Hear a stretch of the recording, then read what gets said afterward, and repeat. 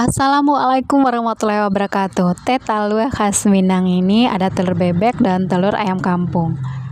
Warnanya cantik pakai telur bebek ya. Khasiatnya kata orang bagus juga telur bebek, tapi sesuai selera. 1,5 sendok makan gula, ini 1 sendok makan, tambahkan bubuk maca, ini varian saja. Lalu mixer hingga mengembang, boleh pakai lidi atau pakai mixer seperti ini. Nah, jika sudah, hasilnya seperti ini ya. Ini ada teh bubuk, masukkan 4 sendok teh karena ini untuk 2 porsi. Didihkan air lalu seduh tehnya, jangan lupa diaduk biar tehnya menjadi kental.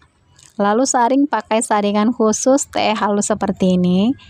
Tambahkan sedikit susu kental manis. Nah, ini sudah jadi ya. Jangan lupa diaduk dan saatnya dinikmati. Jangan sampai buihnya itu keluar ya, karena buih itu adalah dari telurnya. Jadi khasiatnya hilang kalau buihnya keluar. Terima kasih, selamat mencoba. Assalamualaikum.